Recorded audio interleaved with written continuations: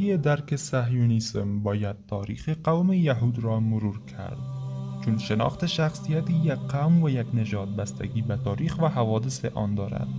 مسئله تاریخی یهودی مسئله پیچیده و در خور تحقیق زیادی است. قدیمی ترین اثر در مورد یهودیان کتاب مقدس یهودیان می باشد. ابراهیم علیه السلام 2 فرزند داشت، اسحاق و اسماعیل، که اسحاق دارای پسری به نام یعقوب بود و یعقوب به اسم اسرائیل هم یاد می شد. ایشان مطابق روایت های تورات کسی است که با خداوند کشتی گرفته است. یعقوب دارای 12 فرزند بود. از همین جا این 12 قبیله اسرائیل نسب خود را به آنها متعلق می دانند. مثلا یهودا، بنیامین و غیره، به همین دلیل به آنها بنی اسرائیل می گویند. بعد از اینکه یعقوب در مصر به دعوت حضرت یوسف اقامت گزید، به مرور زمان فرزندان آنها یا همین بنی اسرائیل توسط مصری ها به اسارت گرفته شدند. خداوند متعال بعد از سالها مشقت موسی علیه السلام را برای آنها فرستاد تا هدایتشان کند.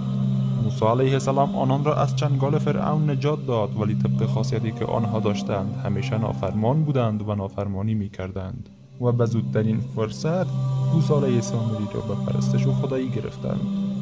فروید می گوید موسی به یهودیان شخصیت داد و از همین جا فکر برتری نژادی در آنان به وجود آمد. بعد از موسی علیه السلام دوباره به سرکشی رو آوردند تا اینکه سموئیل پیامبر برای آنان فرستاده شد.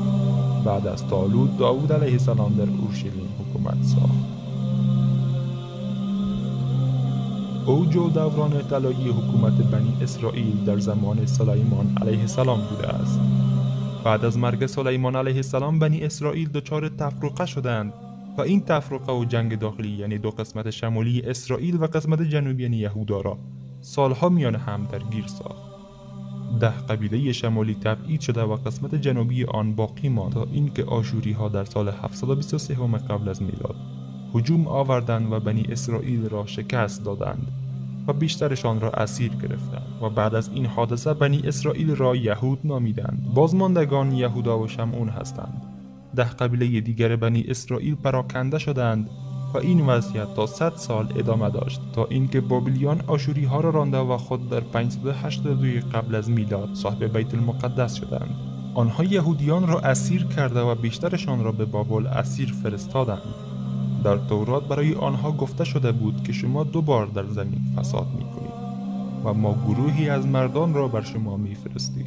یهودیان در مدت این سالها از سرزمین خود پراکنده شدند تا اینکه در سال 538 قبل از میلاد کوروش کبیر بیت المقدس را فتح کرد و یهودیان یک بار دیگر به آرامش دست یافتند.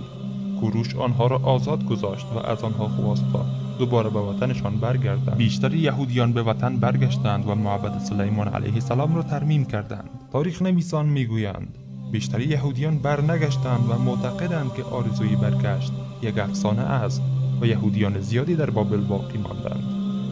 یهودیان با دشمنان خود سخت در تعصب بودند و به خاطر تعصب نژادی خود کمی هم نمی‌توانستند با بقیه نژادها که از نظر آنان پست هستند امتزاج داشته باشند، چون آنان نژاد برگزیده خداوندند و این ویژگی برایشان یک برتری دینی به وجود آورده است و نباید با بقیه نژادها روابط خوبی داشته باشند. اگر کسی از ازدواج با یکی از والدین یهودی به دنیا بیاید، آن هم یهودی است.